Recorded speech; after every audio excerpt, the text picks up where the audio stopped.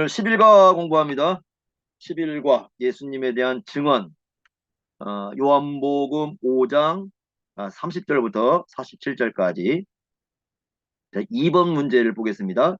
예수님께서 하신 말씀의 내용과 맞지 않는 것은 무엇입니까? 이렇게 되어 있는데 1번 예수님의 심판은 의롭다. 2번 요한의 증거가 가장 크다. 3번 성경은 예수님에 대해서 증언한다. 4번 유대인들을 고발하는 이는 모세다. 이렇게 되어 있는데 1번은 맞고 3번도 성경은 예수님에 대해서 증언한다는 말씀은 이제 39절에 나옵니다. 39절에. 그리고 4번 유대인들을 고발하는 일은 모세다라는 말씀은 이건 45절에 나와요. 45절에. 그런데 요한의 증거가 가장 크다라는 얘기는 그 36절에 보면은 더 큰 증거가 있다. 요한보다. 그렇게 나오기 때문에 요한의 증거가 가장 크다고 말할 수는 없습니다. 더 큰 증거가 이제 뭔가 36절에 나오는데 그것은 예수님께서 이루시는 역사, 예수님이 행하신 일이다. 이렇게 말씀을 합니다. 그러니까 세례 요한의 증거보다 더 큰 증거는 예수님이 행하신 역사다. 역사를 보면 알 수 있다. 이렇게 가르쳐 주고 있습니다. 정답은 2번이라고 볼 수 있고, 그러니까 이제 3번부터 공부를 해보겠습니다. 3번의 문제는 예수님의 심판이 의로운 이유는 무엇입니까? 라는 것인데요. 5장 30절 보시면은 5장 30절 끝부분에 보면은 내 심판은 의롭다, 의로우니라 이렇게 말씀을 하고 있습니다. 내 심판은 의롭다. 우리가 지난주에 공부했던 걸 중에서 그 5장 22절을 보면은 아버지께서 아무도 심판하지 아니하시고 심판을 다 아들에게 맡겼다라고 말씀을 했고요. 그 다음에 27절에도 보면은 인자됨으로 말미암아 심판하는 권한을 주셨다. 그래서 예수님이 주장하기를 계속해서 심판의 대권을 예수님 자신이 받으셨다 이렇게 말씀을 하거든요. 이제 그 전제 아래 이제 하신 말씀이에요. 그러니까 앞에서 아버지 성부 하나님께서 예수님께 모든 심판의 권한을 주셨다라는 걸 이미 말씀을 하고 그 말씀 전제 아래 하시는 말씀이 바로 이제 예수님의 심판 자체가 의롭다 이렇게 30절에 말씀을 해주고 있습니다. 그 이유를 설명해 주는데 30절에 이렇게 말씀했습니다. 내가 아무것도 스스로 할 수 없다. 예수님이 말씀하시는 거예요. 그러니까 예수님이 심판을 말씀하실 때 예수님의 심판이 의로운 이유는 자기 스스로 한 게 아니다. 그러니까 예수님이 독자적으로 무슨 일을 행하신 것이 아니고 그러니까 이제 이 말씀은 앞에 우리가 5장 지난번에 공부했던 게 38년 된 그 병자 고치신 사건이 있잖아요. 그걸 이제 안식일 날 이제 고친 것 때문에 논쟁이 되었었는데 안식일 날 38년 된 이 병자를 고치신 것은 예수님의 독자적인 행동이 아니라는 겁니다. 예수님의 주장은요. 그러면서 이제 하시는 말씀이 뭐냐면 나의 뜻대로 하려 하지 않고 나를 보내신 이의 뜻대로 하려는 것이다. 그러니까 성부 하나님의 뜻과 일치된 것이다. 이렇게 말씀을 하고 있습니다. 38년 된 병자를 고치시는 것이 예수님의 독자적인 행동이 아니라 성부 하나님이 하려고 하시는 일을 예수님께서 행하신 것이다. 그래서 의롭다라는 거예요. 하나님이 하시는 일이 의롭다면 예수님의 일도 의롭다는 겁니다. 만약에 유대인들이 하나님이 하신 일이 의롭지 않습니다. 라고 하면 예수님 말씀도 이게 이제 정당성이 안 서는데 성부 하나님이 하시는 모든 일은 의롭다.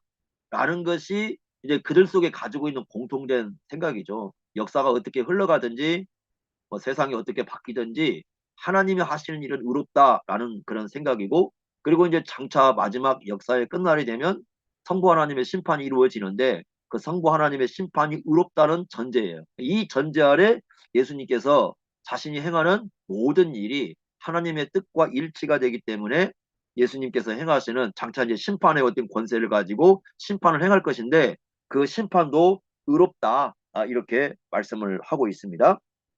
이 말씀이 지금 어떤 전제냐면 5장 18절 우리가 그 지난주에 봤던 말씀 중에 유대인들이 예수님을 돌로 치어서 죽이려고 했잖아요. 그 예수님을 죽이려고 했던 이유가 예수님이 하나님과 동등으로 삼으셨기 때문이다. 이렇게 말씀을 했거든요. 그러니까 유대인들은 이 얘기를 들으면 지금 어떤 생각을 하겠습니까? 당연한 거죠. 신성 모독으로 생각하겠죠. 예수님 말씀이 굉장한 신성 모독으로 이렇게 생각을 할 겁니다. 그럼에도 불구하고 예수님은 계속해서 뭘 얘기하냐면 자기가 행하는 일이 성부 하나님의 뜻과 일치한다라는 걸 아주 중요하게 강조를 하고 있죠.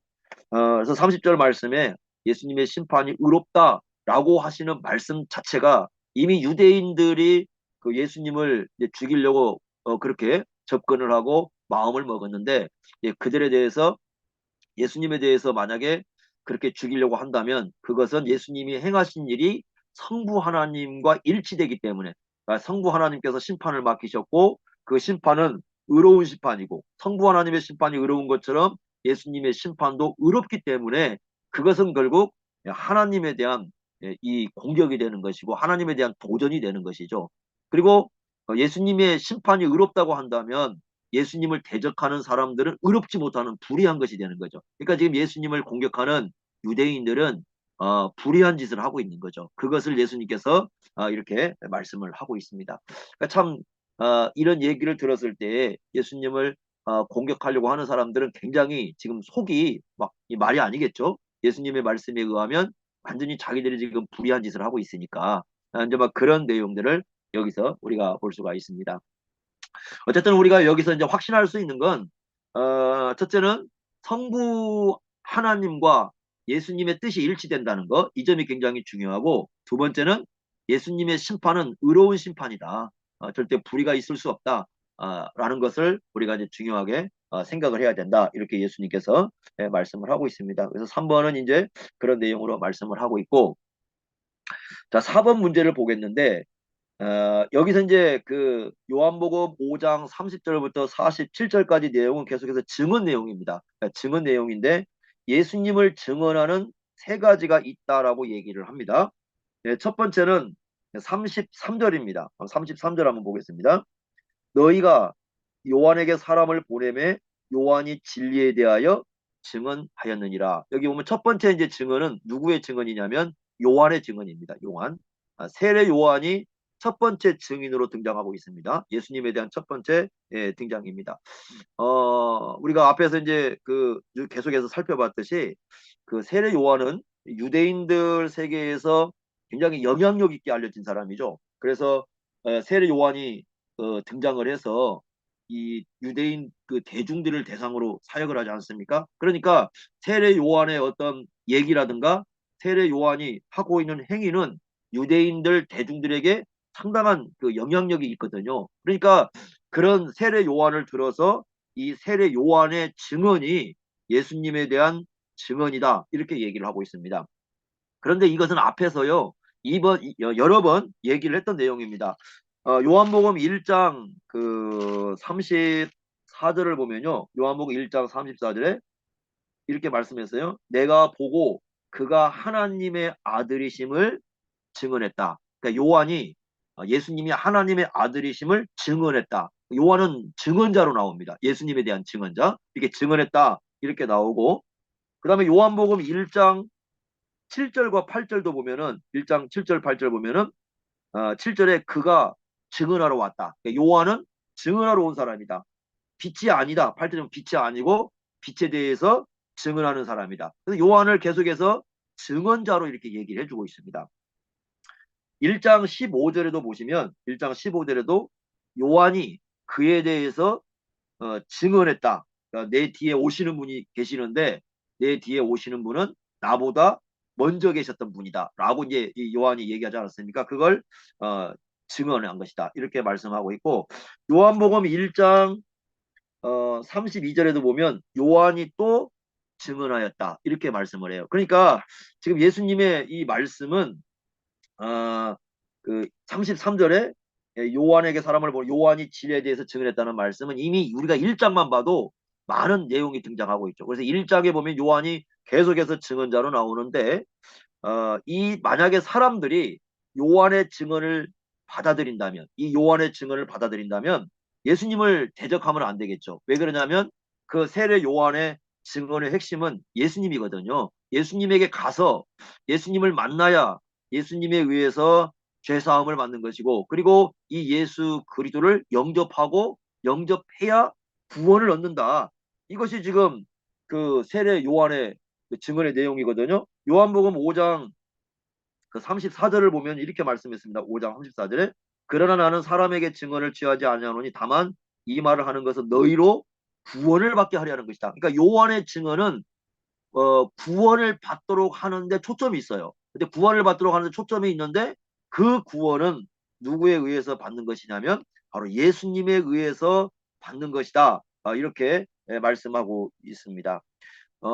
그래서 이 그 요한의 증언을 보면 당연히 그 예수를 믿어야 되는 게 맞는 것이고 또 예수님에 대해서 가장 강력한 증언을 했던 분을 말하자면은 그 당시 사회 속에서 이 등장했던 뭐 예를 들면 구약의 이제 선지자 마지막 선지자라고 부를 수 있는 또 신약을 새롭게 열어가는 이 세례 요한이야말로 예수님에 대해서 많은 증언을 했던 분이다. 이렇게 말씀을 하고 있습니다. 그런다고 해서 그 예수님의 말씀이 참이라고 하는 것이 거기 그 34절에 보면은 나는 사람에게 증언을 취하지 않는다. 그 말은 꼭 요한의 증언이 필요한 건 아니라는 거예요. 요한의 증언이 꼭 필요한 건 아니지만 그럼에도 불구하고 요한은 예수님에 대해서 많은 것을 증거했다. 이렇게 말씀을 하고 있습니다. 그래서 첫 번째 예수님에 대한 증언은 바로 요한의 증언이고 두 번째는요. 37절 말씀인데요. 37절에 이렇게 말씀했습니다. 또한 나를 보내신 아버지께서 친히 나를 위하여 증언하셨다. 그러니까 두 번째 증언은 성부 하나님의 증언이라는 겁니다. 성부 하나님께서 증언하셨어요. 그러니까 성부 하나님께서 예수님이 어떤 분인가를 증언을 했는데 아마도 이 증언은 표적 사건과도 연관이 좀 있을 듯 싶긴 해요. 그런데 38절에 뭐라고 말씀하시냐면 이 사람들이 성부 하나님이 증언했지만 받아들이지 않았던 거죠. 그 받아들이지 않은 이유가 뭐냐면 38절에 그 말씀이 너희 속에 거하지 아니하니 이는 그가 보내신 이를 믿지 아니함이라 이렇게 말씀하는데 즉 하나님의 말씀이 그 유대인들 마음 속에 거하질 않아요. 말씀을 들었습니다.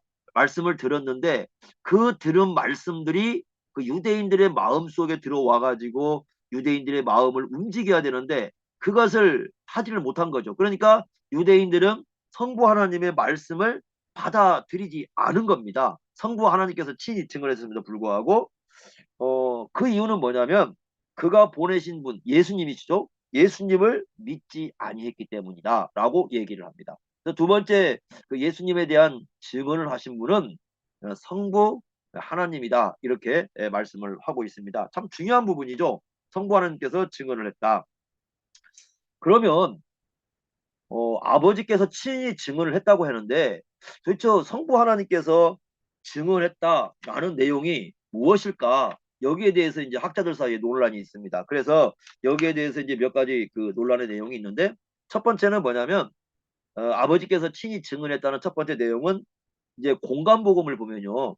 그 예수님께서 그 세례 받으실 때 하늘에서 소리가 들려오지 않습니까? 이는 내 사랑하는 아들이요 내가 기뻐하는 자라 이렇게 말씀했잖아요. 바로 이제 그 부분으로 보는 분들이 있어요. 마가복음 1장 11절에 보시면 예수님이 세례 받으실 때 하늘에서 내 사랑하는 아들이요 내가 기뻐하는 자라 이렇게 친히 말씀을 했고 또 이제 그 예수님께서 그 높은 산에 올라가셔서 변형된 사건이 있었는데 그때도 이제 하늘로부터 이렇게 소리가 났다 이렇게 말씀을 하는데 근데 이 내용이 사실 요한복음에는 또 기록되지 않고 있어요. 그러니까 세례 받았을 때에 그런 음성이 들렸다. 이제 그런 내용이 이제 기록되지 않았기 때문에 사람들은 이제 이 부분에 대해서 이걸 증언이라고 얘기했을 수 있을까? 할 수 있을까? 왜냐하면 공간복음에는 기록이 되어 있지만 요한복음에는 기록되지 않았단 말이에요. 그런데 기록되지 않았는데 여기에다 갑자기 아버지가 증언했다가 이렇게 말을 하면 이건 어쩌면 내용에 없는 걸 얘기하기 때문에 요건 아닌 것 같다. 또 이렇게 이제 말을 하는 거죠. 그러니까 여기에 대해서는 세례받을 때 증언한 내용이다라고 말하면서 어떤 분들은 또 이제 반대 의견을 얘기하는 것은 요한복음에 이런 내용이 기록되지 않았다. 이제 이렇게 보는 거죠. 근데 뭐 우리가 이 견해를 완전히 무시할 수는 없어요. 기록되지 않았다고 해서 아니다 이렇게 보기는 좀 어려울 것 같고, 그러나 어쨌든 이게 이제 하나의 중요한 견해고 두 번째는요. 1장 그 32절, 32절, 34절을 보면은 요한이 무슨 얘기를 하냐면 성령이 비둘기같이 하늘로부터 내려와서 그의 이에 머물 것을 보거든 하면서 33절에 그런 분이라면 그 성령으로 세례를 베푸는 이인 줄 알아 이렇게 말씀을 했거든요. 그래서 이것은 성령이 임하는 사건이다 이렇게 보는 겁니다. 여기서요. 성령이 비둘기같이 임하는 건데 성령이 비둘기같이 임하는 그분은 아버지께서 보내신 분이다. 그래서 이 성령이 내려오신 그분이 바로 아버지께서 증언한 내용이다. 그러니까 이 성령이 임하는 것을 예수님을 증언하는 걸로 이해를 하는 거죠. 이게 이제 두 번째 견해입니다. 그래서 아버지께서 친히 증언했다라는 개념에서 두 번째는 이걸 얘기하는 거고 세 번째는 어떤 거냐면 여기서는 어떤 그 구체적으로 예를 들면 세례 받을 때 하늘에서 음성이 들려왔다거나 아니면 뭐 성령이 임한 그런 사건을 얘기하는 것이 아니라 이 선지자들을 통해서 전해진 그러니까 구약 성경을 얘기하는 거죠. 선지자를 통해서 전해진 계시 전체를 의미하는 거다. 그래서 구약에서 말씀하신 그 계시 전체를 가지고 지금 아버지께서 증언했다고 얘기하는 것이다. 이렇게 얘기하는 거죠. 히브리서 1장 그 1절과 그 2절에 보시면 우리가 이제 알듯이 그 1장 1절과 2절에 보면 우리 조상들에게 말씀하신 하나님이 나오거든요. 말씀하신 하나님이다. 그런데 이 마지막 날에 아들을 통하여 우리에게 말씀하셨다. 이렇게 얘기하는데요. 그 예수님을 통해서 말씀하셨다 이렇게 말씀했거든요. 그러니까 어떤 분들은 또 어떻게 보는 거냐면 예수님 말씀을 의미하는 거다. 그러니까 예수님 말씀 자체가 하나님 아버지의 증언인데 그 예수님의 말씀을 받아들이지 않음으로 인해서 성부 하나님의 말씀을 거부하는 것을 의미하기 때문에 어떤 예수님의 말씀 자체를 의미하는 거 아니냐 또 이렇게 이제 보는 해석이 있습니다. 그래서 이 요한복음에서 이걸 갖다가 구체적으로 뭘 지금 설명을 해주지 않고 있거든요. 아버지의 증언이 무엇인가? 그래서 이걸 어느 것이다 딱 하고 이렇게 잡기가 참 쉽지는 않아요. 지금 내용 전체적으로. 그러니까 우리가 이제 생각할 수 있는 것은 좀 이럴 때는 좀 이게 전체적으로 한번 다 좀 포괄적으로 좀 볼 필요가 있지 않겠는가. 아버지께서 다양하게 이렇게 말씀을 해 주셨는데 이런 부분을 이제 사람들이 이제 거부했다. 이렇게 보는 게 아마 좋을 것 같아요. 이게 두 번째 이제 증언의 내용이고 세 번째는 39절입니다. 39절에 이렇게 말씀했습니다. 너희가 성경에서 영생을 얻는 줄 생각하고 성경을 연구하거니와 유대인들은 성경을 연구합니다. 그런데 이 성경이 곧 내게 대하여 증언하는 것이다. 이렇게 말씀을 합니다. 유대인들은 성경을 굉장히 부지런히 연구를 했습니다. 그러니까 부지런히 연구한 목적이 왜 그러냐면 그래야 자기들이 영생을 얻는다고 이렇게 생각을 합니다. 그래서 유대인들은 누구나 일평생 동안 이 성경을 연구하는 어떤 그런 일을 하는데 그 실제로 그 미신화에 보면 어떤 내용이 기록되어 있냐면 이렇게 되어 있습니다. 율법에 대한 연구를 하면 할수록 생명 또한 얻게 된다. 이렇게 돼 있어요. 미신화에 그렇게 돼 있어요. 그래서 율법에 대한 연구를 하면 할수록 더 이제 이 생명을 얻게 되는 그런 길로 간다라고 언급이 되어 있기 때문에 이 사람들은 성경을 열심히 연구를 했던 것이죠. 그런데 이게 뭐 잘못된 건 아니죠. 예, 잘한 일입니다. 근데 문제는 뭐냐면 예수님이 문제 삼는 것은 이 성경이 예수님에 대해서 증언을 하고 있다. 그러니까 구약 전체가 여기서 말하는 성경은 이제 구약 전체인데 이 구약 전체가 예수님에 대한 증언을 하고 있다라고 이렇게 말씀을 합니다. 그러니까 이 말씀을 우리가 뒤집고 보면 이런 거죠. 예수님을 모르면 사실은 구약 전체를 모르는 거죠. 예수님의 말씀을 뒤집어 놓고 보면 그렇습니다. 구약 전체가 예수님에 대한 증언을 했다면 예수님을 알지 못한다면 이 구약의 말씀의 의미를 제대로 알 수가 없는 거죠. 근데 유대인들의 문제는 40절에 이제 나와 있는데 너희가 영생을 얻기 위하여 내게 오기를 원하지 않았다. 예수님을 거부했다라는 겁니다. 그러니까 여기 중요한 건 예수님을 거부하는 것은 결국 영생을 거부하는 거죠. 왜냐하면 여기 말씀한 것처럼 영생을 얻으려면 예수님께로 와야 된다는 건데요.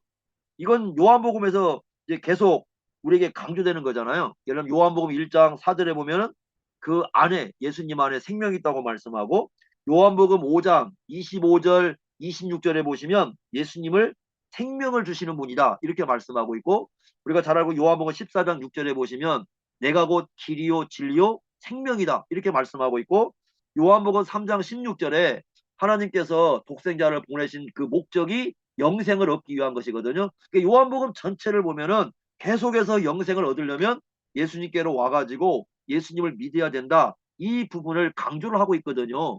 그러니까 예수님을 거부한다는 것은 결국 영생을 거부하는 거고, 그것을 거부하는 것은 구약을 제대로 깨닫지 못하는 것이다. 이게 예수님이 지금 가르쳐 주고 있는 내용입니다. 자, 그래서 예수님은 이 세 가지를 얘기했습니다. 그 세례 요한의 증언, 두 번째는 성부 하나님의 증언, 세 번째는 구약 성경의 증언. 이 세 가지 증언을 얘기했어요. 그러니까 예수님을 증언하는 내용은 충분하다는 거예요. 예수님을 증언하는 내용이 부족해서 예수를 안 믿는 게 아니다. 예수님을 증언하는 내용은 너무나 풍부하고 풍성하다. 뭐 세례 요한 하나만 해도 그렇고 구약 성경만 해도 그렇고 뭐 성부 하나님이 말씀하는 그것도 어느 하나든지 부족한 게 없어요. 풍부합니다. 그렇다고 한다면 그런 예수님에 대해서 올바로 깨닫지 못하는 유대인들에게 심각한 문제가 있다. 이렇게 예수님께서 문제 제기를 하는 것이죠. 그래서 이 내용 전체에서 가르쳐 주는 것은 예수님의 내용은 예수님에 대한 증언은 충분하지만 그 충분한 증언을 받아들이지 못하는 것은 유대인들에게 가장 심각한 문제가 있다라고 우리 예수님께서 말씀을 하는 겁니다. 뭐 우리 시대도 마찬가지겠죠. 뭐 성경에 증거가 부족해서 예수 못 믿는 거 아니잖아요. 그죠? 성경에 뭐 하나님에 대한 지식은 하나님의 역사에 대한 지식은 차고 넘치죠. 차고 넘치는데 불신앙 때문에 믿을 수 있는 그 능력이 존재하지 않기 때문에 믿지 않는 것이죠. 그런 모습들을 우리가 여기서 볼 수가 있습니다. 자, 그다음에 다섯 번째 이제 문제인데, 그러면 요한은 누구냐 하는 거예요. 여기서 이제 증명은 요한은 누구냐, 그리고 무엇을 증언했느냐 하는 내용인데, 자, 요한은 누군가? 5장 35절입니다. 이렇게 말씀했습니다. 요한 35절에 요한은 펴서 비추는 등불이라, 비추이는 등불이라 이렇게 말씀했어요. 어, 빛의 전달자라는 거죠. 그러니까 우리가 1장 8절, 요한복음 1장 8절에 이미 뭐라고 얘기했느냐면 요한은 빛이 아니라는 거죠. 여기 이제 헬라어로 이 빛이라는 말이 포스인데요. 요한은 포스가 아니에요. 빛이 아니고 빛은 예수님이시고 요한은 누구냐? 빛을 전달하는 자이다. 그래서 이 생명의 빛은 예수님이고 이 예수 그리스도를 영접해야 이제 구원이 있는 거죠. 그럼 무엇을 증언했느냐? 5장 33절에 진리에 대해서 증언했다 이렇게 말씀합니다. 진리에 대해서 증언했다.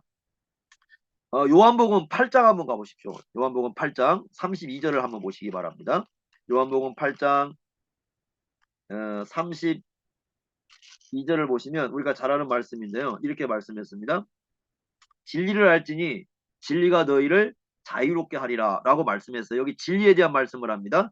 진리가 너희를 자유롭게 하리라. 그런데 36절에 보시면 누가 자유롭게 한다고 말씀했냐면 그러므로 아들이 너희를 자유롭게 하면, 그러니까 진정한 자유를 주는 건 진리인데 36절에는 그 진정한 자유를 주신 분이 아들이잖아요. 그렇다고 한다면 32절에 나와 있는 진리는 예수 그리스도를 얘기하는 거죠. 우리가 그 대학 같은 데 가면은 이 말씀이 기록되어 있는 데가 있거든요. 진리를 안다. 이렇게 말씀했는데 그러면 그 진리는 뭐냐?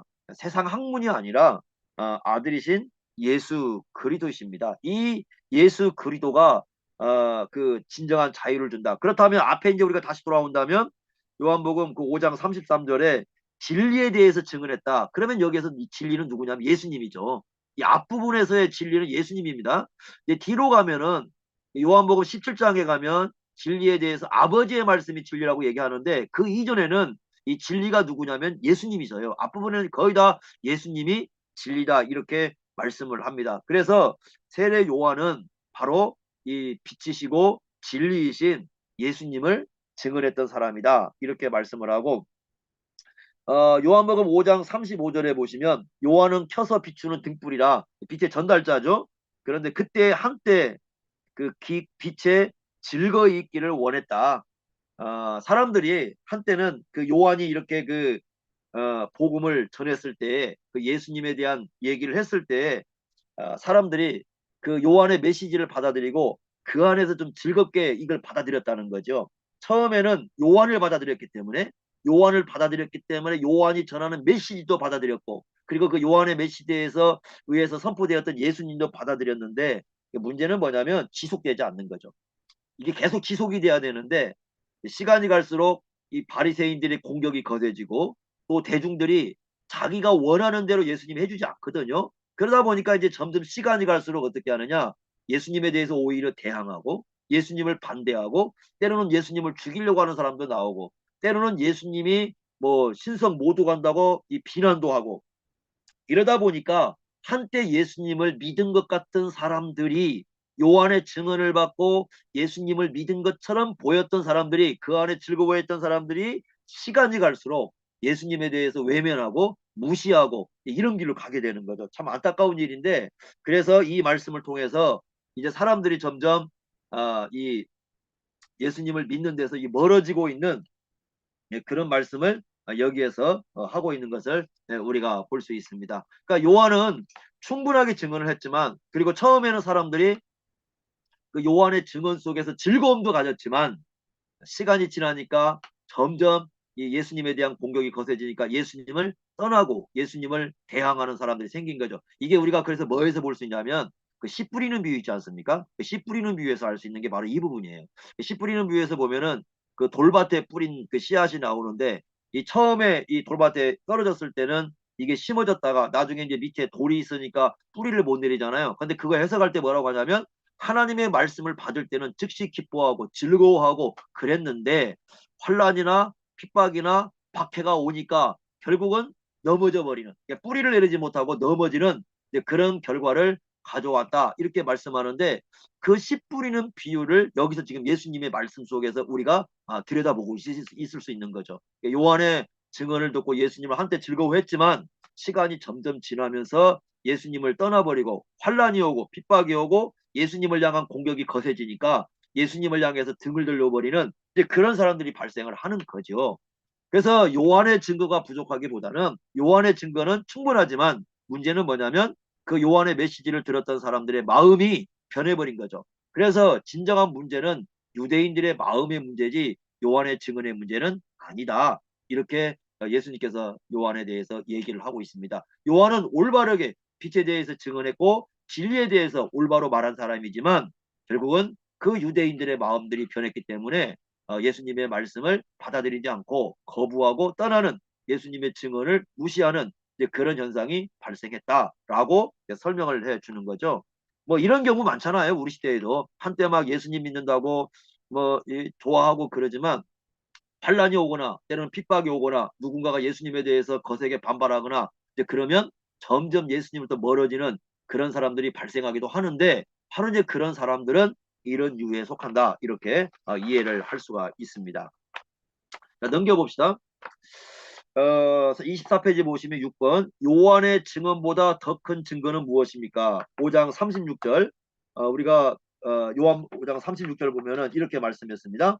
내게는 요한의 증거보다 더 큰 증거가 있으니 아버지께서 내게 주사 이루게 하신 역사, 곧 내가 하는 그 역사가 아버지께서 나를 보내신 것을 나를 위하여 증언하는 것이다, 이렇게 말씀을 하고 있습니다. 여기 보니까 요한의 증거보다 더 큰 증거가 있다. 그것이 무엇이냐면 아버지께서 내게 주사 이루게 하신 역사다.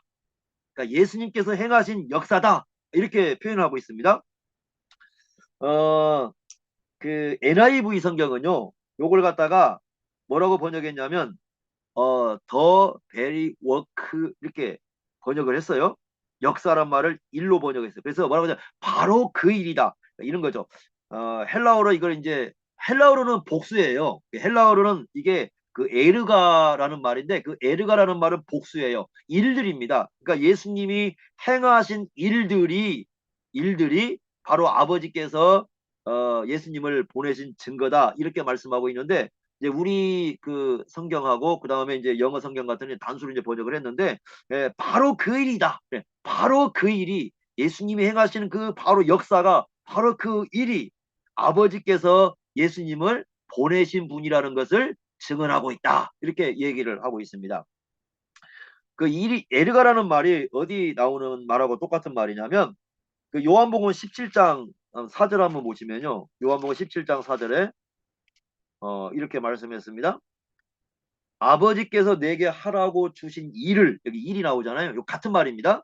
아버지께서 내게 하라고 주신 일을 내가 이루어 아버지를 이 세상에서 영화롭게 하셨다. 그러니까 예수님이 행하신 일은 어떤 일이냐면 아버지를 세상에서 영화롭게 하는 일인 거죠. 문제는 이걸 못 보는 거죠. 유대인들이. 아버지의 영광을 드러내는 일이었다. 네, 이렇게 말씀을 하고 있습니다. 그러니까 예수님이 행하시는 모든 일들은 성부 하나님께서 행하신 일이고 또 아버지의 영광을 드러내는 일이다. 이렇게 말씀을 하고 있습니다. 요한복음 9장 한번 보세요. 9장. 요한복음 9장 3절 보시면은 이렇게 말씀합니다. 거기 날 때부터 그 맹인된 사람 있지 않습니까? 이제 그 사람을 고치시는 사건이 나오는데 9장 3절에 이렇게 말씀했어요. 예수께서 대답하시되 이 사람이나 그 부모의 죄로 인한 것이 아니라 그에게서 하나님이 하시는 일을 나타내는 것이다. 이렇게 말씀했잖아요. 그러면 여기 나을 때부터 맹인된 사람을 고치신 것도 역시 하나님께서 예수님을 증언해 주시는 거죠. 하나님이 하시는 일을 나타내는 거니까요. 그렇게 얘기를 합니다. 그리고 4절에도 보면은 이제 나를 보내신 일을 우리가 해야 된다 하면서 하나님이 하시는 일이다 이렇게 말씀을 하고 있어요. 그러면 지금 앞에서 무슨 일을 했느냐면 38년 된 병자를 고치셨잖아요. 그 자체가 뭐라는 겁니까? 하나님이 하시는 일이고 하나님이 예수님이 어떤 분인가를 바로 증언해 주는 일이었다. 이렇게 얘기를 하시는 거죠. 유대인들은 그것을 이제 신성 모독으로 봤지만 예수님의 말씀은 그것이 아니라 이 일이야말로 정말 하나님이 예수님이 어떤 분인가를 나타내는 일이었다. 이렇게 가르쳐 주고 있습니다.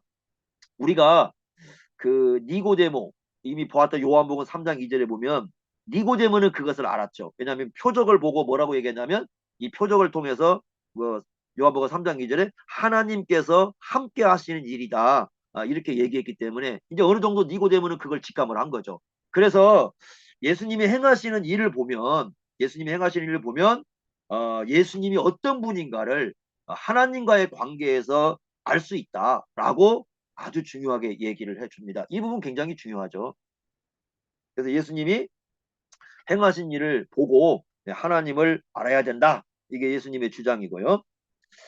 자, 그 다음에 이제 7번 문제 보시면 왜 유대인들은 예수님을 보내신 성부 하나님의 음성을 듣지 못하고 그 형상도 보지 못하였습니까? 이거 참 재밌는 장면입니다. 37절 한번 보겠습니다. 또한 나를 보내신 아버지께서 친히 나를 위하여 증언했다고 말씀해요. 그런데 너희는 아무 때에도 그 음성을 듣지 못하고 형상을 보지 못했다.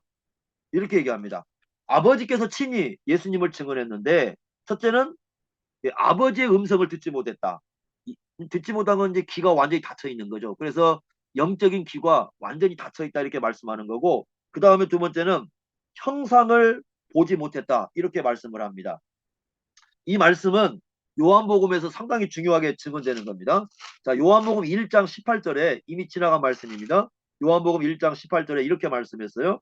본래 하나님을 본 사람은 없으되 아버지 품속에 있는 독생하신 하나님 예수님이 나타내셨다. 그러니까 하나님을 아무도 보지 못했지만 예수님이 하나님을 나타내었다.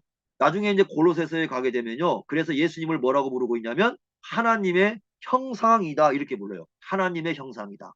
상당히 중요한 부분이죠. 그 다음에 6장 요한복음 6장 46절 한번 보십시오. 요한복음 6장 46절 보시면 여기도 이제 그런 주장을 합니다.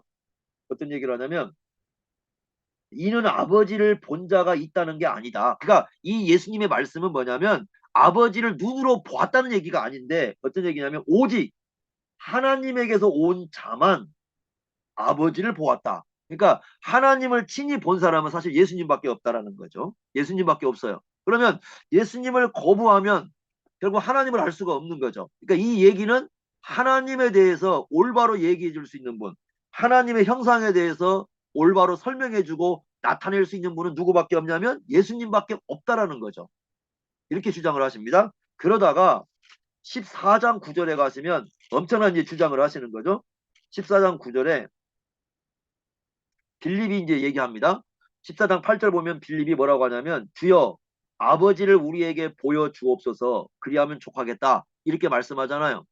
그랬더니 14장 9절에 예수님이 뭐라고 하냐면 빌립아 내가 이렇게 오래 너희와 함께 있을 때 내가 나를 알지 못하느냐 나를 본 자는 아버지를 보았거늘 어찌하여 아버지를 보이라 하느냐 이렇게 말씀을 해요. 그러니까 예수님을 만난 사람은 결국 하나님을 만난 것이고 예수님을 본 사람은 결국 하나님을 본 거죠. 그러니까 여기서 하나님의 형상을 본다는 것은 실제로는 볼 수 있는 건 아니에요. 영이시니까. 그러니까 예수님을 만난 사람은 하나님을 만났고 예수님을 본 사람은 하나님을 보았다. 이런 얘기거든. 지금 요한복음 전체적으로. 그렇다고 한다면 이 말씀은 그 형상을 보지 못했다. 그 얘기는 결국은 예수님 거부했다는 거죠. 예수님 안 받아들이는 것은 하나님을 거부한 거죠. 그럼 이 말씀 속에 어떤 의미가 있냐면 이런 거예요. 예수님의 말씀은 하나님의 음성이고 예수님의 형상은 하나님의 형상이다. 그런 뜻입니다. 예수님이 그 얘기하는 겁니다. 예수님의 얼굴은 하나님의 얼굴이고 예수님의 말씀은 하나님의 음성이다. 아, 그런데 이 사람들은 그것을 받아들이지 않았다. 그 이유가 뭐냐면 그 요한복음 5장 38절에 보면은 그 말씀이 너희 속에 거하지 아니했기 때문이다 라고 얘기합니다. 그 말씀이 너희 속에 거하지 아니했기 때문에 이 사람들은 아, 그 성부 하나님도 믿지 않았고 결국은 예수님도 믿지 않았다 이렇게 말씀을 하고 있는데요. 이것도 우리가 한번 봐야 될 말씀이 요한복음 8장 31절인데 요한복음에서 또 중요하게 강조하고 있는 게 뭐냐면 이 말씀이 그들 속에 거해야 된다는 겁니다. 그들 속에 거해야 된다는 거예요. 그래서 요한복음 8장 31절 보시면 이렇게 말씀했습니다. 그러므로 예수께서 자기를 믿은 유대인들에게 이르시되 뭐라고 말씀하냐면 너희가 내 말에 거하면 참으로 내 제자가 되고 그죠? 이렇게 말씀했어요. 그리고 난 다음에 47절에 보시면 8장 47절에 하나님께 속한 자는 하나님의 말씀을 듣나니 여기서 말하는 하나님의 말씀은 아까 31절에 말씀하고 있는 예수님 말씀과 같아요. 내 말이 거하는 거니까 이것과 하나님 말씀이 같아요. 너희가 듣지 않는 것은 예수님 말씀 듣지 않는 거죠. 그 사람은 하나님께 속하지 않았기 때문이다. 그러니까 이 말씀 속에 보면은 하나님께 속한 사람은 그 안에 하나님의 말씀이 거하고 하나님의 말씀이 거한다는 건 예수님의 말씀이 거하는 거고 예수님의 말씀이 거하는 사람이 예수님의 제자고 예수님의 제자인 사람이 결국은 하나님께 속한 사람이다. 이런 말씀을 여기서 아주 중요하게 하고 있어요. 또 요한복음 15장 7절 한번 보십시오. 거기도 같은 얘기를 하고 있는데요. 요한복음 15장 7절 한번 보시면 이렇게 말씀했습니다. 너희가 내 안에 거하고 그죠? 너희가 내 안에 우리가 예수님 안에 거하는 거죠. 그 다음에 이제 반대로 내 말이 너희 안에 거하면 이렇게 말씀했어요. 무엇이든지 원하는 대로 구하라. 이 기도의 말씀을 하고 있는데 예수님 안에 거한다는 게 뭔가? 그랬을 때 예수님 말씀이 우리 안에 거하는 것이다. 이렇게 말씀해주고 있어요. 아주 중요한 부분이죠. 예수님 말씀이 우리 안에 거하는 것이 실제로 예수님이 우리 안에 거하는 것처럼 이렇게 말씀을 했습니다. 그러면 아버지의 말씀을 유대인들이 제대로 들었다면 예수님의 말씀을 받아들였을 것이다. 이 사람들이 하나님께 속한 사람이라면 예수님의 말씀을 받아들였을 것이고 예수님의 말씀을 받아들인 사람이야말로 하나님의 실제적인 음성을 듣는 것이다. 이게 예수님의 주장입니다. 그러니까 이것 자체가 이미요. 예수님은 자신이 하나님이시다는 어떤 그런 전제를 깔고 지금 이 말씀을 하는 거예요. 그러니까 예수님은 결국 예수님 자신은 하나님의 음성이고 예수님 자신은 하나님의 형상입니다. 하나님의 얼굴이죠. 그 에이도스라는 그 헬라어로 그 형상이라는 말이 에이도스라는 말인데 하나님의 형상이다 이런 표현을 쓰고 있습니다. 이런 말씀을 전제해 놓고 우리가 골로새서를 보면은 그 골로새서 에 보면은 이제 그 말씀이 나와요. 예수님이 누구냐? 그랬을 때 예수님이 하나님의 형상이다 라는 말씀이 등장을 하고 있는데 골로새서 그게 어디 나오냐? 1장 15절입니다. 골로새서 1장 15절에 그는 보이지 않은 하나님의 형상이다. 이렇게 나와요. 그는 예수님에 대한 얘기를 하면서 예수님이야말로 보이지 않는 하나님의 형상이다. 그러니까 이 말씀 자체가 엄청난 지금 예수님이 이제 주장을 하고 있다. 이렇게 우리가 볼 수 있습니다. 그래서 예수님은 성육신을 하신 분이고요. 하나님이 사람으로 오신 분이고 하나님이시면서 사람이시고 이런 예수님을 만난 것은 하나님을 만난 것이고 예수님의 말씀은 하나님의 음성이고 예수님의 얼굴은 하나님의 형상이고 이렇게 말씀을 하고 있습니다. 이 당시에 유대인들은 하나님을 예배하는 사람들이었잖아요. 그리고 그들은 늘 그 율법을 가까이 하고 하나님을 그 가까이 하고 있는 사람들입니다. 그리고 그들 나름대로 이 하나님께 기도하는 사람들이에요. 그 우리가 그 김세용 교수님의 책을 보면은 그 주기도문의 그 배경과 함께 연관된 것이 바로 뭐였느냐면 유대인들은 18번 기도문이라는 걸 가지고 있답니다. 18개 기도문, 축복문을 가지고 기도문이 갖고 이제 그거와 연관을 지어서 얘기하는데 그러니까 그들은 늘 기도하는 사람이었고 그 하나님의 율법을 연구하는 사람이었고 하나님을 예배하는 사람들이었는데 예수님의 말씀은 뭐냐면 실제로 이 사람들은 하나님의 음성을 듣지도 않고 있는 사람들이고 하나님의 얼굴도 보지 못하고 있는 사람들이다. 이렇게 얘기하는 거잖아요. 야, 이거 정말 유대인들이 들었을 때 어떤 생각을 할까요? 자기들 나름대로 정말 하나님 예배하고 사랑한다 그러고 늘 하나님 말씀 가까이 하고 누구보다도 열심히 그 영생을 얻기 위해서 율법을 연구하고 날마다 하나님께 뭐 시간 정해놓고 기도하고 이러는데 예수님 말씀은 너희들은 하나님께 속한 사람도 아니고 하나님의 음성을 듣고 있는 사람들도 아니고 하나님의 얼굴을 보고 있는 사람도 아니다. 이렇게 얘기했을 때 유대인들 입장에서는 굉장히 속이 상했을 것 같아요. 우리가 그거 느끼지 않겠습니까? 우리도 뭐 그럴 수 있잖아요. 우리가 열심히 뭐 하고 있는데 그거 하나님과 관계없다. 이러면 우리 자신들이 막 열의를 좀 낼 수 있는 상황이잖아요. 막 유대인들도 아마 그런 좀 생각을 가졌을 것 같아요. 그래서 요한복음은 우리에게 뭘 얘기해 주느냐면 예수 그리스도의 중심성이에요. 하나님의 말씀을 듣는 것도 하나님의 얼굴을 보는 것도 구약도 모든 게 예수님 중심성을 갖고 있다는 거죠. 그러니까 예수 그리스도의 중심성을 갖지 않으면 실제로 우리가 하나님도 알 수 없고 성경 전체도 올바르게 이해할 수 없다. 이것이 바로 예수님이 우리에게 가르쳐 주시는 아주 중요한 진리고 또 요한복음이 우리에게 가르쳐 주시는 아주 중요한 진리입니다. 그래서 우리가 이제 예수 그리스도 안에서 그래서 모든 것을 이해를 해야 된다라고 강조를 해주고 있습니다. 8번 문제 보겠습니다. 자, 성경은 누구를 증언하며 이제 여기에 이제 배경을 놓고 한번 생각해 보셔야 됩니다. 성경은 누구를 증언하며 유대인들의 문제는 무엇입니까? 그랬는데 아까 이건 우리가 읊었던 말씀인데 사실 누가복음 24장 27절과 44절 말씀은 이미 그 엠마오로 가는 제자들도 마찬가지고요. 또 부활하신 예수님이 제자들에게 나타나서 말씀도 마찬가지인데 구약은 예수님에 대한 얘기를 하고 있다 이렇게 말씀을 하고 있어요. 그리고 이제 우리가 읽었던 아까 요한복음 그 5장 39절 40절 말씀 보면은 두 가지를 얘기하는데 첫째는 성경은 예수님에 대해서 증언하는 것이다. 두 번째는 그런데 너희들이 예수님께 오기를 원하지 않았다. 이렇게 얘기를 합니다. 그래서 성경은 예수님에 대해서 증언을 하고 있는 건데 유대인들의 문제는 뭐냐면 그 성경에서 증언하고 있는 예수를 영접하지 않은 거죠. 그래서 우리는 구약을 읽을 때에 예수 그리스도 중심성을 갖고 읽어야 되는데 자 이제 우리가 어려운 점이 뭐냐면 이런 거예요. 구약을 이해한다고 했을 때 예수님 중심성으로 읽어야 된다. 자, 여기에는 동의한다고 봅니다. 그렇다면 어떻게 이해하는 게 예수님 중심성으로 이해를 하냐 그거입니다. 그래서 예전에 보면은 왜 성막 같은 거 할 때 말뚝 하나까지 막 예수님 대입하고 뭐 밧줄 하나도 예수님, 색깔 하나 예수님 이렇게 대입을 했잖아요. 모든 걸 예수님 중심성이라고 얘기하면서.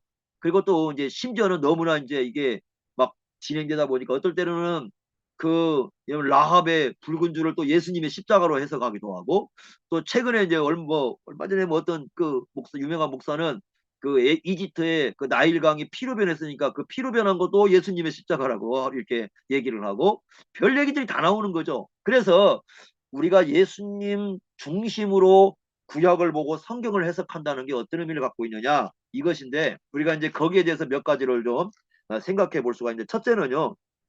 이 부분은 첫째는 예, 마태복음 같은 경우에서 우리가 볼 수 있는 겁니다. 예언과 성취 측면입니다. 예언과 성취 측면. 그러니까 구약을 예언을 하고 있는데 그 예언의 말씀들이 신약에서 성취되었다라고 강조를 해주고 있습니다. 예를 들면 그 마태복음 1장과 2장을 이렇게 열어보면은 계속해서 강조하는 게 뭐냐면 예언한 구약에서 예언한 것이 성취되었다. 예를 들면 마태복음 2장에 보면은 그 어, 동방의 박사들이 예수님을 이제 그 만나기 위해서 찾아오지 않습니까? 그래서 예루살렘을 먼저 들어갑니다. 그러니까 이제 이게 소문이 나기 시작했고 헤롯 왕이 이 동방 박사가 가고 난 이후에 도대체 그 메시아가 어디서 나느냐라고 이제 그 대제사장들과 서기관을 불러 모았을 때에 베들레헴에서 난다는 걸 얘기했을 때 미가서 말씀을 인용을 하거든요. 이렇게 계속 인용을 합니다. 그러니까 그 마태복음 2장, 3장, 뭐 1장 계속 보면은 구약을 인용을 해요. 그래서 구약을 인용하면서 구약의 예언의 말씀이 이렇게 성취가 되었다. 그리고 누가복음 24장 27절 44절도 뭐 얘기하냐면 예수님의 십자가와 부활은 갑자기 나타난 사건이 아니라 구약에서 하나님의 네. 예언과 성취를 이런 관계를 논해 가지고 그 예언을 어떻게 신약에서 예수님에 의해서 성취가 됐는가 이제 그런 부분을 우리가 논해야 된다는 것이고 그 다음에 이제 그 언약이 있습니다. 언약. 이제 구약의 언약 신학은 이 부분에서 굉장히 중요하죠. 왜냐하면 언약 신학 자체는 그 예언과 성취적인 어떤 면을 그 줄기를 갖고 있기 때문에 요 부분을 우리가 첫 번째로 이제 해석할 수 있는 그런 부분이고요. 구약의 예언이 신약에서 이제 성취적 측면을 많이 보여주잖아요. 마태복음에 보면은 그 1장, 2장, 특히 3장까지 가다 보면은 구약의 예언의 말씀이 이렇게 이루어졌다, 성취되었다라는 말씀이 상당히 많이 나오잖아요. 바로 그 부분이에요. 그러니까 구약을 볼 때에 예수님 중심으로 해석한다는 것은 구약의 예언이 어떻게 예수님 안에서 성취가 되었는가. 이제 그걸 나타내는 건데 아까도 이제 예를 든 것은 마태복음 2장입니다. 동방의 박사들이 찾아왔을 때 헤롯 대왕이 서기관과 그 다음에 대장을 불러놓고 어디서 메시아가 나느냐 그랬을 때 그 베들레헴에서 난다라고 답을 하잖아요. 그러면서 이제 미가서 말씀을 인용을 하거든요. 바로 이제 그런 부분들이에요. 그래서 구약에서 이런 성취적 측면을 얘기하는데 누가복음 24장 특히 27절 44절을 보면은 십자가와 부활이 그냥 이루어진 게 아니라 구약에서 이미 예언한 내용들이다. 그게 그러니까 구약에서 예언해서 예수님이 십자가를 지셨고 구약에서 예언했기 때문에 예수님이 부활의 사건을 일으키셨다. 이 말씀을 하고 있거든요. 그런 측면에서 이제 얘기를 하고 있고 그 다음에 언약 신학 있잖아요. 언약 신학 우리가 얘기했던 이제 구약에 여러 가지 언약이 있습니다. 뭐 아브라함 언약도 있고 다윗 언약도 있고 뭐 새 언약도 있잖아요. 그 언약의 맥줄기도 뭐냐면 예언과 성취적 측면을 갖고 있는 거죠. 그래서 이 구약을 이해할 때 예수님 중심으로 이해하는 것은 첫 번째 예언과 성취적 측면에서 이해하는 겁니다. 이게 첫 번째 이제 구약을 읽을 때 예수님 중심으로 읽는 것이고 두 번째는 무엇이냐면 신약에 오면 이제 예수님이 말씀하는 게 뭐냐면 예수님 자신이 하나님의 계시거든요. 아까 얘기한 것처럼 예수님을 아는 것이 결국 하나님을 아는 거거든요. 그러니까 하나님의 아는 지식이 예수님 안에서 우리에게 계시로 와요. 그걸 이해하는 거다. 예를 든다면 신학에서 얘기하는 것이 뭐냐면 하나님의 사랑을 이해하려면 어떻게 해야 되느냐? 예수님의 십자가를 이해해야 된다고 말씀하셔요. 그러니까 예수님께서 하나님의 아들이시지만 십자가에서 죽으시는 그 사건이 하나님의 사랑을 나타내는 것. 이게 요한 1세에서 강조하는 거거든요. 하나님의 사랑을 알려면 예수님의 십자가를 알아야 된다. 이거거든요. 또 하나님이 어떤 분이냐라는 걸 올바로 알려면 예를 들면 삼위일체 진리잖아요. 삼위일체 진리는 예수님이 없으면 드러나지가 않아요. 예수님이 오셨기 때문에 삼위일체가 드러나는 거거든요. 그러니까 삼위일체 진리도 올바로 알려면 예수님을 알아야죠. 그래서 예수님은 하나님에 계시고 하나님을 올바로 알려면은 예수님을 알아야 된다.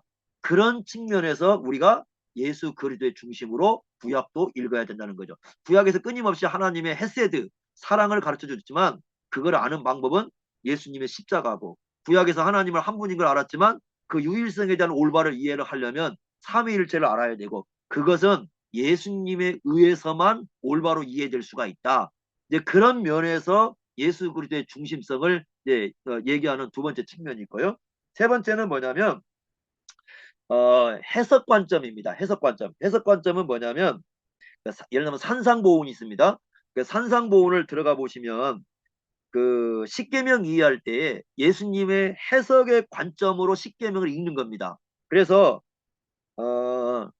어떤 얘기가 등장을 했냐면 살인하지 말아라 했을 때 유대인들이 이제 이해하는 살인하지 말라는 개념이 있고 예수님이 가르치는 살인하지 말라는 그 개념이 있지 않습니까? 그러면 그 살인하지 말라는 계명을 어떻게 이해를 하느냐? 예수님의 해석의 관점으로 이해를 하는 거죠. 그것도 예수님 중심성에서 굉장히 중요합니다. 그러니까 구약을 이해할 때, 구약의 말씀을 이해할 때에 예수님의 해석의 측면을 가지고 그 구약을 이해해내는 것, 이것이 예수님 중심으로 구약을 보는 겁니다. 이러면 안식일 있지 않습니까? 우리가 그 복음서에서 요한복음도 그렇고 사복음서도 이제 전체로 보면 안식일 논쟁이 어쩌면 가장 많이 나와요. 논쟁 가운데. 가장 많은 안식일 논쟁이 나오는데 그 안식일 논쟁을 이해할 때 우리가 어떻게 해석을 해야 되느냐? 예수님의 해석의 관점을 가지고 봐야 된다는 거죠. 그 안식일을요. 그러니까 유대인들이 뭐 어떤 안식일에 대한 얘기를 하고 바리새인들이 얘기를 하고 다양하게 하지만 예수님의 그 해석의 관점을 가지고 안식일을 이해할 때 올바른 이해를 할 수 있잖아요. 바로 이런 부분이에요. 그러니까 예수님의 해석을 가지고 관점을 가지고 구약을 보는 거 이게 우리가 세 번째 이제 얘기할 수 있는 예수님의 중심으로 인해서 이제 구약을 보는 관점입니다. 네 번째는 모형과 실체 개념이에요. 모형과 실체 개념. 이것은 그 히브리서 10장 1절하고 히브리서 9장 23절에 나오는 건데 구약은 그림자이고 신약은 실체다. 그래서 예를 들면 그 많이 나오는 게 성막이나 성전. 이미 요한복음 2장에 나왔잖아요. 요한복음 2장에서 그 성막, 성전의 실체는 예수님이다. 그리고 이제 요한복음 3장에서는 우리가 노뱀 사건 봤지 않습니까? 그 노뱀의 실체도 예수님이다. 그래서 구약은 그림자이고 모형이고 신약은 실체라는 거죠. 이런 개념으로 우리가 또 예수님 중심으로 해석하는 방법이고 마지막에 이제 다섯 번째로 이제 봐야 되는 건 뭐냐면 이제 구약이나 신약이나 모두가 공통적으로 등장하는 건 그 하나님 나라의 신학인데 그 하나님 나라의 신학을 이해할 때에 예수님 중심으로 해석해내는 거죠. 그래서 이제 그 바울 서신이나 공동 서신 같은 데 보면 인용을 합니다. 이게 하나님 나라 관점으로 예를 한번 들어보면 어딜까 베드로전서 보시면 베드로전서에 보시면 그 너희가 거룩한 백성이 되어야 된다 얘기하고 왕 같은 제사장 얘기 나오는데 하나님이 거룩하니 너희도 거룩하라 구약에 있는 말씀이거든요. 그 다음에 왕 같은 제사장이다 이미 구약에 있는 말씀인데 이게 이제 하나님 나라에서 아주 중요한 신학이잖아요. 그러한 신학을 예수님을 중심으로 해서 다시 해석을 해주는 거죠. 그래서 하나님 나라의 전체 신학을 예수님 중심에 의해서 해석해가는 것 이것이 또한 구약을 예수님 중심으로 보는 것이다. 이렇게 얘기를 할 수 있죠. 그래서 구약은 예수님을 증언하는데 이 구약을 어떻게 예수님 중심으로 해석할 것이냐 하는 문제는 다양한 토론이 이루어지고 있어요. 하지만 다양한 토론이 이루어지고 있는데 우리가 좀 더 이제 중요하게 그 들여다보고 해석해야 되는 관점은 이 다섯 가지 내용을 아마 좀 줄기로 잡고 있으면은 그래도 이 구약을 해석할 때 큰 어려움을 갖지는 않을 것이다. 좀 이렇게 이제 보여지는 겁니다. 이런 내용들을 한번 마음속에 숙고해 보시면 좋을 것 같습니다. 자, 아홉 번째입니다. 아홉 번째는 유대인들이 예수님을 영접하지 않고 배척한 세 가지 이유가 나옵니다. 그 세 가지 이유가 뭐냐면 첫째는 거기 41절입니다. 41절에 이렇게 말씀했습니다. 나는 사람에게서 영광을 취하지 아니하노라 이렇게 말씀했고요. 그 다음에 44절을 보면은 유대인들에 대한 얘기입니다. 유대인들은 뭐라고 얘기하냐면 너희가 서로 영광을 취했다라고 얘기합니다. 그러니까 유대인들이 예수님을 영접하지 않는 이유가 뭐냐? 첫째 이유는 사람들로부터 오는 인기를 추구했다라는 겁니다. 사람들로부터 오는 인기. 근데 예수님은 사람들로부터 오는 인기, 영광 그거 추구하지 않았다. 근데 유대인들은 지금 뭘 중심에 두고 있었느냐? 사람들로부터 오는 인기, 어떤 그 대중적인 그 영광 그걸 바라봤기 때문에 예수님에 대해서 받아들이지 않았다. 이런 겁니다. 이게 이제 첫 번째 이유라고 말씀을 하고요. 그러니까 우리가 한번 복음서만 보면은 많은 사람들이 예수님 영접하는 것 같지만 실제로 보면은 예수님에 대한 반대하는 사람이 훨씬 많아요. 예수님 거부하고 반대하고 뭐 조롱하고 엄청나게 말씀을 죽이려고 하는 사람들이. 그러니까 그런 사람들을 생각하다 보니까 이 사람들이 예수님을 영접하지 않았다. 이렇게 얘기합니다. 두 번째는 42절인데요. 42절에 뭐라고 말씀하냐면 하나님을 사랑하는 것이 이 사람들에게 없다는 거예요. 예수님 모실 때 이 사람들에겐 진정으로 하나님을 사랑하는 게 없다. 그러니까 이 사람들은 율법을 가지고 있었고 종교 의식을 항하고 있었고 안식일도 지키고 있었고 끊임없이 금식도 하고 기도도 하고 구제도 했지만 실제 그 마음속에 하나님을 사랑하는 게 존재하지 않았습니다. 예수님 모실 때. 그러니까 하나님을 진정으로 사랑하는 것이었기 때문에 예수님이 오셨을 때 그 예수님을 영접하지 않고 배척했다. 이렇게 말씀을 합니다. 세 번째는 44절인데요. 44절에 보시면 이렇게 말씀했습니다. 아까도 이제 연결 그 앞에서 자기들끼리 영광을 추구하는 것과 연관이 되어 있는데 거기 보면 뭐라고 되어 있냐면 너희가 서로 영광을 취하고 유일하신 하나님께로부터 오는 영광을 구하지 않다. 그러니까 이들 마음속에는 하나님의 영광을 위해서 살고 싶어하는 마음이 전혀 없다는 거죠. 이 사람들 마음속에 하나님의 영광을 위하여 살고 싶은 그러니까 우리가 그 소요리 문답 제1문답 있지 않습니까? 사람의 제일 되는 목적은 무엇입니까? 그랬을 때 하나님을 영화롭게 하고 하나님을 영원토록 즐겁게 하는 것이다. 사람들이 그걸 암송도 하고 그걸 뭐 읊기도 하고 그걸 외우기도 하지만 정말 그렇게 살고 싶은 마음이 있느냐라는 것도 다른 차원이죠. 그 마음의 중심 속에. 그러니까 예수님 모실 때 이 유대인들은 하나님의 사랑도 얘기하고 뭐 하나님의 영광도 얘기하고 뭐 다 얘기하지만 실질적으로는 하나님의 그 영광을 그 추구하는 사람들은 아니었다. 이게 예수님의 관점이에요. 상당히 중요한 부분이죠. 그 요한복음 12장 한번 가보십시오. 요한복음 12장. 요한복음 12장에 가보시면 42절 한번 보십시오. 42절. 여기 42절 보시면 어떤 말씀을 하시냐면요. 이렇게 말씀을 합니다.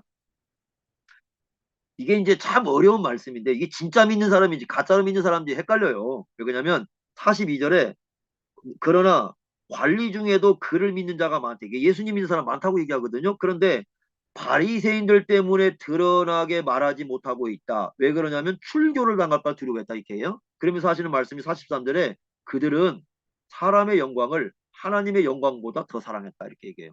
이거 진짜 믿는 사람일까요? 가짜 믿는 사람일까요?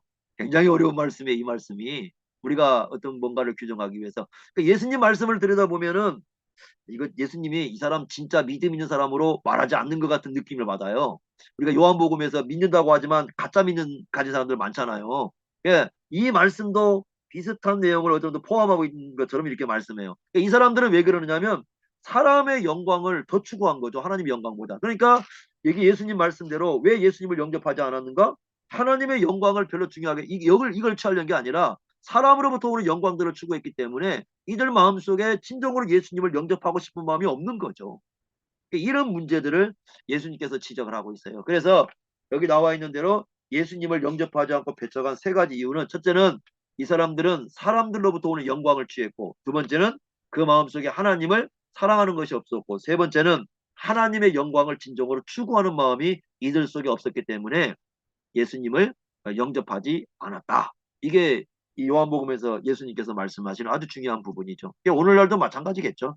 오늘날도 이런 내용을 여기에서 보여주고 있습니다. 자, 10번 문제입니다. 유대인들이 모세를 믿지 않았다는 증거는 뭡니까? 이게 5장 46절, 47절인데요. 46절 한번 보겠습니다. 5장 46절. 모세를 믿었더라면 또 나를 믿었으리니 이는 그가 내게 대하여 기록했다. 그러니까 모세는 예수님에 대해서 기록했죠. 그런데 47절 보면 그의 글도 믿지 않는데 어찌 내 말을 믿겠느냐. 아 이거 너무나 좀 이상하죠. 왜냐하면 앞에서 뭐라고 했느냐면 그 유대인들은 39절에 성경을 연구하는 사람이잖아요. 근데 연구하는 사람들인데 모세를 안 믿었다는 거예요. 이 사람들이 가장 어떻게 하면 그 최고의 존경의 대상이 되는 사람은 모세예요. 모세의 율법을 너무 중요시했고 모세를 중요시했어요. 그리고 예를 들면 안식일법 같은 거 39가지 지킬 때도 모세로부터 오는 법을 가지고 다 얘기하지 않습니까? 그럼에도 불구하고 예수님 말씀은 뭐냐면 실제로는 모세 안 믿었다는 거예요. 그러니까 모세를 안 믿었기 때문에 예수님도 안 믿는다. 모세를 믿었다면 예수님 믿었을 거다. 이렇게 주장을 하거든요. 이거 정말 중요한 문제죠. 그러니까 유대인들은 자기들은 이 모세를 너무 존경하고 모세 율법을 연구하고 모세의 말씀을 공부했지만 실질적으로는 모세를 전혀 믿지 않았다. 그 이유는 뭐냐? 모세가 기록하고 모세가 말했던 그 예수님을 받아들이지 않았기 때문이다. 이렇게 얘기합니다. 자, 우리가 창세기 3장 15절을 한번 생각해 보세요. 그 창세기 3장 15절 내용을 보면은 거기 보면은 그 여인의 후손이 온다고 그랬고요. 그 여자의 후손인 그가 와서 사단의 머리를 깨뜨린다. 이렇게. 근데 그게 모세 오경이거든요. 사실은 창세기가 모세가 썼으니까 모세 오경에 속한 것이거든요. 그러면 그 자체 속에 이미 구속자에 대한 얘기가 있고 그 구속자가 와가지고 사탄의 머리를 깨뜨릴 거다라고 예언을 했단 말이죠. 그런데 그분이 실제로 왔어요. 왔는데 안 받아들인 거죠. 그러면 예수님 말씀은 뭐냐면 그 사람들이 그 말씀을 암송하고 있고 그 말씀을 가르치고 있고 아무리 그 말씀을 중요하게 여기고 있어도 예수님을 받아들이지 않았다면 실질적으로는 그 말씀을 안 믿는 거다 이렇게 얘기합니다. 예수님 말씀을 안 믿는 거다. 그러니까 이 부분은 우리가 참 중요하게 봐야 될 부분인데 그 우리가 이제 빌립과 나다나엘의 관계인데요. 그 1장 우리가 요한복음 1장 45절에 이미 지나갔던 말씀인데 거기 1장 45절에 보면 빌립이 뭐라고 얘기하냐면 이렇게 얘기합니다. 빌립이 나다나엘을 찾아가지 않습니까? 그 나다나엘을 찾아가고자 한 얘기가 모세가 율법에 기록한 그분, 여러 선지자가 기록한 그분, 우리가 그분을 만났는데 그분이 나사렛 예수다. 그러니까 이렇게 얘기하는 거죠. 그러니까 지금 빌립의 얘기는 뭐냐면 모세의 율법에 기록한 분이 예수님이다 라고 주장을 하고 예수님을 믿고 따랐단 말이죠. 그런데 나머지 유대인들은 그게 아니라 예수님을 모세 오경을 갖고 있지만 전혀 이 예수님을 받아들이지 않았다. 그리고 47절 보시면 그의 글을 믿지 않았다. 왜냐하면 모세가 예수님에 대해서 기록을 한 거거든요.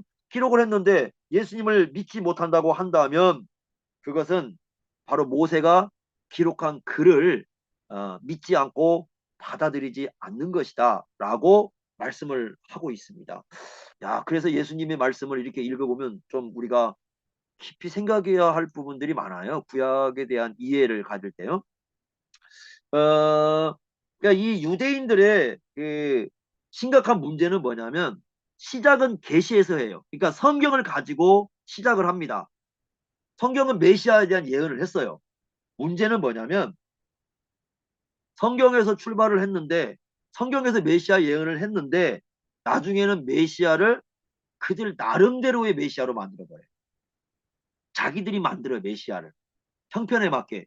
그래서 우리가 그 역사가 이제 유대인들이 우리가 정치적인 메시아 그러니까 그걸 유대인들 세계를 마치 그 로마를 뒤집어 엎고 정치적으로 세계에 우뚝 세워진 어떤 그런 나라를 만들겠다라는 어떤 메시아관을 가지게 되었고 굳이 이 사람들 유대인들 뭐 메시아관은요 하나님이 아니어도 괜찮아요. 다윗과 같이 훌륭한 인물이면 된다. 그것이 이 사람들의 어떤 그 중심 주장이거든요. 그러니까 시작은 구약에서 해요. 하나님의 계시에서 시작을 하고 말씀에서 시작을 합니다. 그리고 성경에서 중요하게 그 시작한 내용을 자기들의 믿음으로 가져요.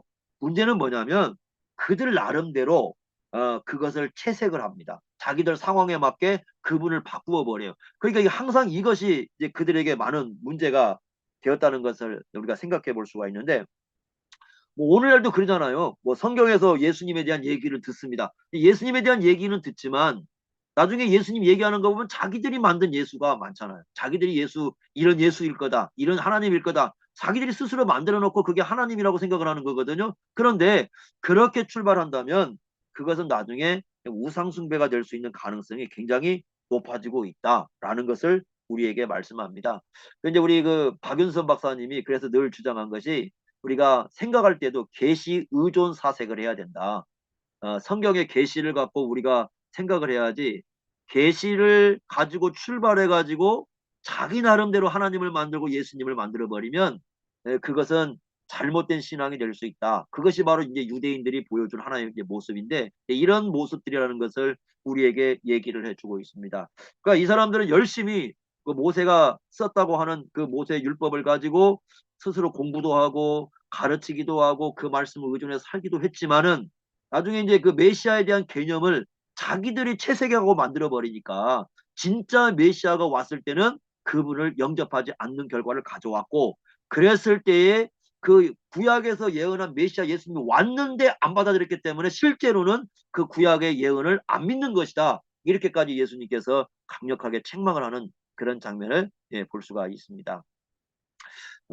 자, 이런 내용으로서 이제 이 뒷부분을 강조를 해주고 있는 게 38년 된 병자를 고쳐서 그걸로 끝나는 게 아니라 예수님께서는 예수님 자신을 영접하지 않는 사람들에게 예수님에 대한 증언이 이렇게 충분하고 이렇게 많고 구약에서 어떻게 예언을 했고 어떻게 했는데 왜 이런 예수님을 받아들이지 않느냐. 이 사람들에게 그런 심각한 어떤 문제점을 안고 있는 것을 이렇게 말씀을 통해서 쭉 얘기를 해주면서 증언을 해주고 있는 것을 우리가 볼 수 있습니다. 바로 이것이 이제 오늘 우리가 공부한 이그 10일과 예수님에 대한 증언의 말씀입니다. 예수님의 중심성을 갖는다는 게 뭐냐? 결국 이 말씀을 통해서 알 수 있어요. 여기 있는 오늘 말씀을 통해서 예수님 중심성의 그 의미, 그게 무엇일까 하는 것을 어느 정도 파악할 수 있습니다. 예수님 중심으로 성경을 보고 예수님 중심으로 우리가 성경을 이해하는 그런 관점이 무엇인가를 잘 보여주고 있다. 이렇게 오늘 그 내용의 공부의 결론을 내릴 수 있습니다.